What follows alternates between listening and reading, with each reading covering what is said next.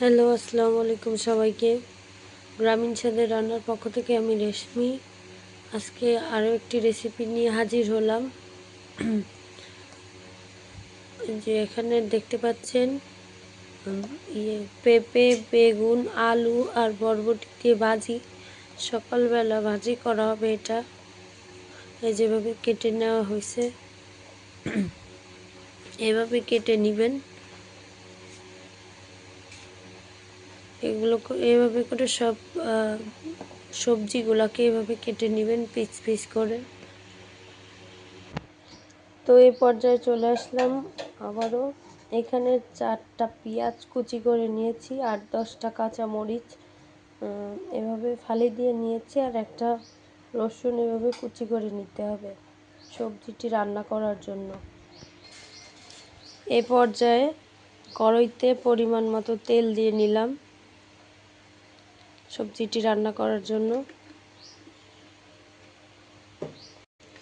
এবার কেটে রাখা পেঁয়াজগুলিকে দিয়ে নিলাম, রসুন কুচি দিয়ে নিচ্ছি, কাঁচামরিচগুলিকেও দিয়ে নিলাম, সবগুলি দিয়ে নিলাম তেলের ভিতর, দেখতে পাচ্ছেন। আর এটাকে ভালো করে নেড়ে চেড়ে নিতে হবে।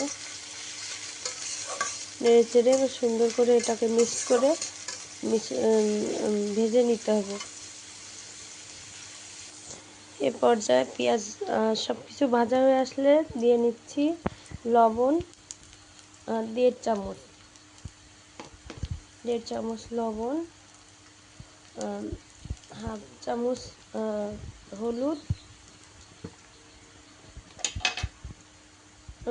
দিয়ে সুন্দরভাবে মিশিয়ে নিচ্ছি।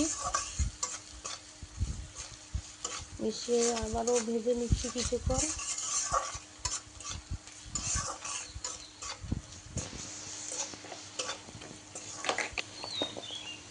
এ পর্যায়ে কেটে রাখা সবজিগুলোকে দিয়ে নিচ্ছি, দেখতে পাচ্ছেন। এই সবজিগুলোকে দিয়ে সুন্দর করে মশলার সাথে মিশিয়ে নিচ্ছি।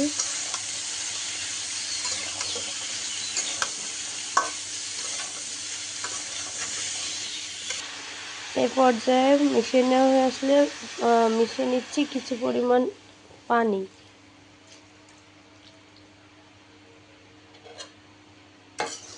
সামান্য পরিমাণ পানি অ্যাড করে নিচ্ছি।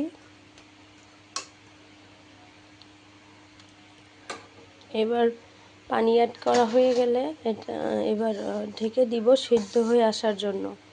সো ওয়েট করব কিছুক্ষণ সিদ্ধ হয়ে আসার জন্য। এ পর্যায়ে ইয়েতে সেদ্ধ হয়ে আসছে কিনা দেখার জন্য ঢাকনাটি উঠিয়ে সুন্দরভাবে ভাজিটি নেড়ে চেড়ে নিতে হবে। দেখতে পাচ্ছেন এখনো প্রায় হয়ে আসছে, আর একটু সময় লাগবে। আবারও ঢেকে দিচ্ছি। যে পর্যায়ে দেখতে পাচ্ছেন ভাজিটি হয়ে আসছে, এখন নামিয়ে নিতে হবে। এই যে দেখতে পাচ্ছেন ভাজির ফাইনাল লুক। পেঁপে, আলু, বেগুন দিয়ে আর বরবটি দিয়ে ভাজিটি করছি। এভাবেই খুব সহজে আপনারা মানে বাসায় রেসিপিটি ট্রাই করতে পারেন অল্প টাইমে। সো আজকে এই পর্যন্তই। দেখা হবে অন্য কোনো ভিডিওতে। ততক্ষণ সবাই ভালো থাকবেন, সুস্থ থাকবেন। আসসালামু আলাইকুম।